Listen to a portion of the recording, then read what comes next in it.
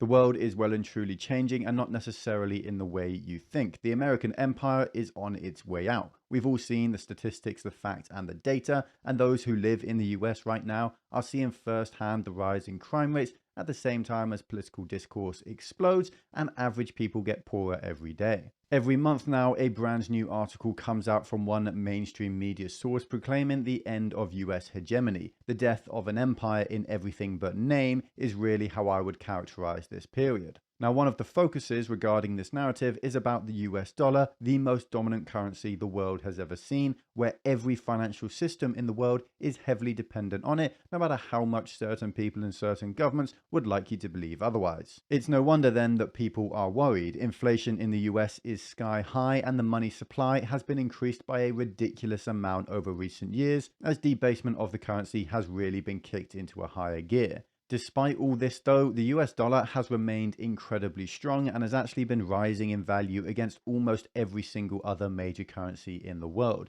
Its position as world reserve currency does as of yet remain truly unchallenged, and despite the god-awful US government and Federal Reserve policy regarding the currency over recent years, its collapse remains a fair while away by most reasonable estimates. That might have just changed though, as something in the East, in Asia, just happened which might spell the beginning of the end for the US dollar. We may well now be witnessing the start of the decline of the US dollar as the most dominant financial currency to ever exist. Now, even if you're not American, this does actually matter to you, because our entire global financial system relies on the US dollar to function, and its stability is fundamentally essential to that role. The certainty behind all of that seems to be coming to an end. Now, the country that we're actually talking about today is none other than Japan, a very large and still important country and economy, despite the fact that we often forget it over here in the West. They have well over 100 million people, they are very highly developed, and they're the third largest economy in the world, which is no small feat. Japan, though, has seriously struggled for recent decades at this point, though. The economy has essentially refused to grow at all. To try and fix this, Japan have put loads of different policies into play to try and get people to have more kids, to try and attract immigrants for some periods, to work longer, be more efficient, and of course, they've also been messing around with liquidity in the markets, cheap debt, and quantitative easing. Now, quantitative easing is the same thing that we just saw happen in massive quantities all over the world after the COVID pandemic, and it was basically created and pioneered by Japan themselves. Essentially, what Japan has done for decades up to this point now is print huge amounts of money and inject it into the financial systems via bonds in the hopes that this keeps debt costs incredibly low and economic growth can occur. The problem is, it hasn't really worked at all. Japan, though, is entirely intent on continuing this policy through, though, because debt levels are now so insane in Japan that any rise in interest rates will lead to the total collapse of the Japanese economy. Now, this idea, this plan of quantitative easing continuing, has been consistent throughout 2022 so far, and the result of it has been the yen, the Japanese currency, tanking in value. It's down almost 23% over the last year, which now makes it the worst performing major currency for 2022.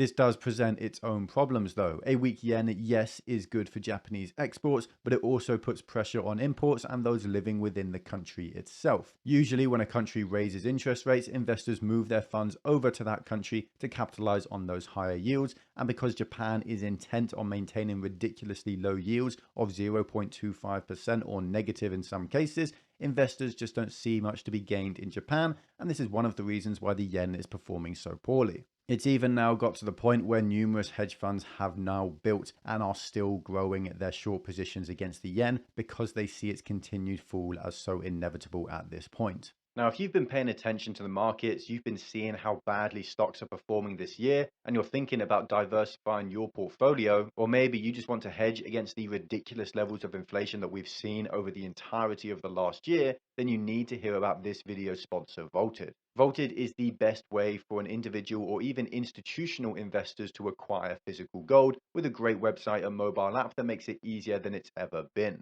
They store and insure their gold in the Royal Canadian Mint. It's all real one-to-one allocated gold manufactured by the Royal Canadian Mint and certified conflict-free, meaning you can rest easy in the knowledge that you can request instant and physical delivery of your gold holdings wherever or whenever you desire. Their prices are the best in the market because they store all of their gold at the manufacturer and they cut out all unnecessary middlemen. They don't charge any premium or spread when buying or selling you gold, and they are as transparent as possible, meaning there are absolutely no hidden fees. On top of all that, they even managed to put out a load of really interesting content to keep you updated on the world of gold. Now, if that sounds interesting to you, then I highly suggest you check Vaulted out. There's a link down below for you all in the description and the comments section. Again, that's Vaulted with a link down below in the comments section and description. Now, what Japan did the other week then was to intervene in the currency and bond markets to try and prop up the Japanese yen and to stop its continued fall. The belief amongst most traders who actually operate and make their living around these sorts of debt markets is that the Japanese authorities have recognized a level of pain tolerance that they are not willing to endure, and in late September they met that threshold and so they decided to act. If this is the case, and it seems very likely that this is true, then we can expect even more Japanese intervention in the future as well, because the fundamentals driving the yen downwards haven't changed at all. But what exactly did Japan do to affect the markets? What was their intervention and why is it so important? Well, basically, Japan sold dollars and they bought yen, something that hasn't happened even once in the last 24 years. To put it very simply, this adds buying pressure to the yen and it raises its value, and it also adds selling pressure to the dollar and it lowers its value. Now, over the course of one day in late September, Japan spent about 21 billion US dollars doing this, which is the largest and most extreme intervention they have ever made in the markets in a single day in their entire history. Now, right as this happened, as you would expect, the yen spiked in value and the dollar dipped in value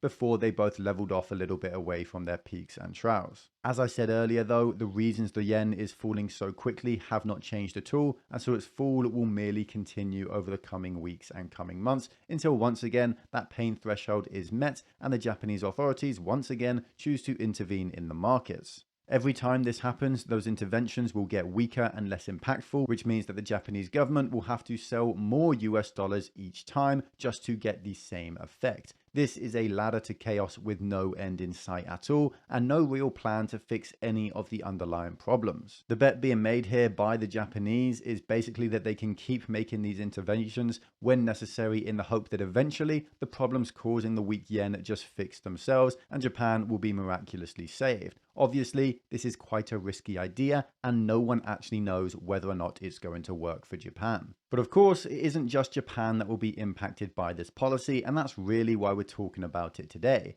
As I said, Japan is selling dollars, and on that day of intervention, they actually caused the value of the dollar to fall by almost 3%. The real reason this is so dangerous then is because Japan is slowly but surely going to be dumping their US treasuries, and this is being seen as the start of the end of the US dollar as the world's reserve currency. Now, Japan is the single largest foreign holder of US debt, with them owning about 17% of every country in the world, or about $1.2 trillion, as you can see from this graph behind me here. Now, China owns about 14%, or just under $1 trillion, and the UK holds about 9%, or $600 billion.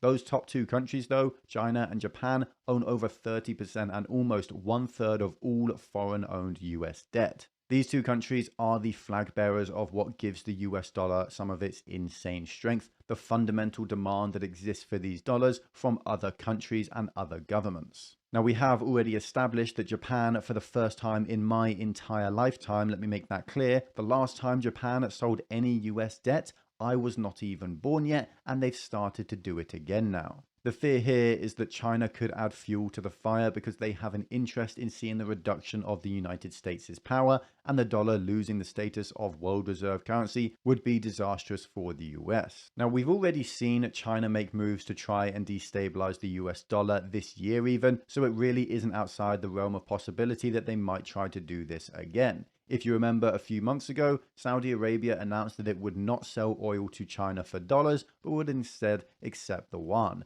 This was heralded at the time as the start of the end of the US dollar. The reality is, though, all oil, no matter who sold it or bought it up until this point, had been traded with US dollars for decades, and this was the start of the end of that, or at least that's how it was billed in the media, with an article behind me here that explains that perfectly. People said that the death of the petrodollar was coming at that moment, and it was, of course, hyperbolic. Truth is very different. 99% of all oil sales every day are still done through the US dollar, and that's not going to change anytime soon.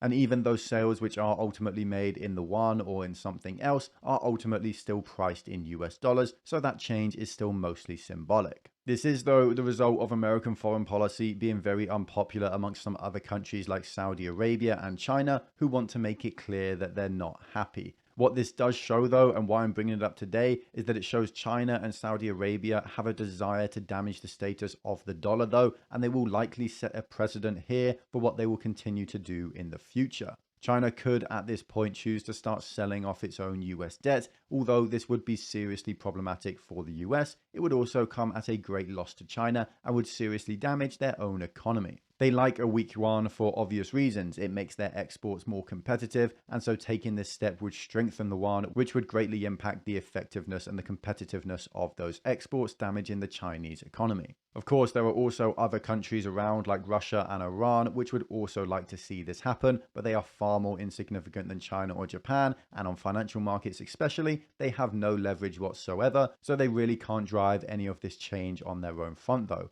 That being said though, in particular regards to the US dollar's role in worldwide energy markets, Russia and Iran are actively trying to hurt the dollar, even if they aren't actually being very successful at this point. Now, the question many people will be asking then is this story the same as the Saudi Arabia-China yuan deal then? Well, it is similar, but it really isn't the same. Some, again, are saying that this story is heralding the collapse of the US dollar, that no country will hold US dollars as a reserve currency anymore, but obviously this isn't true. Yes, Japan is starting to sell off dollars, and this may be a long-term trend that continues until they cease to hold any dollars at all, but this is a very slow process. Japan is also, as of yet, the only major worldwide economy to actually be taking this step, and it isn't clear that they're taking these actions for the reasons people are saying. They don't seem to have any vested interest in actually damaging the dollar, just trying to prop up their own currency. Now, whether or not they will actually be successful in that endeavor of propping up their own currency, who really knows? Japan has suffered with a stagnant economy long before this development, and my bet is that this will continue as well, and so this policy is likely to continue with that. Just like Winston Churchill said about democracy though, we can say the same about the US dollar, which really explains the insane strength of the dollar over the last year. The US dollar is the worst fiat currency in the entire world, right after every other fiat currency. That's why it's been gaining value against every other currency, because it just has far higher demand, despite the ridiculous money printing going on over recent years, which has massively increased the supply. Still to this day, if you go to any third world country and tell a shopkeeper that you don't carry their local currency, but you have a bunch of US dollars, a smile will light up across their face. In countries where total government failure occurs, like Venezuela, the US dollar is still the go-to currency that allows ordinary people to go about their ordinary lives. None of this is going to change anytime soon, and governments aren't actually going to switch over to the yuan as the world reserve currency at all either, because it is massively manipulated by the CCP every single day. That being said, I do firmly believe we are currently watching the decline of the American empire, and with it the US dollar. It's just that most people are expecting the time frame to be wildly different from what it will actually be. It's also true that replacement for US hegemony is massively wrong as well. China is in a far weaker position than the US is today, and its population collapse will ensure that the yuan will never actually usurp the dollar. The truth is that the US is going to remain world hegemon, and the US dollar is going to retain its status as world reserve currency for long into my lifetime, for decades into the future minimum. And when it does actually come to an end, it won't be the yuan standing ready for its moment of glory. It will likely be the rupee, or whatever India is using at that point, or some currency based around the insanely large population centers of Central Africa.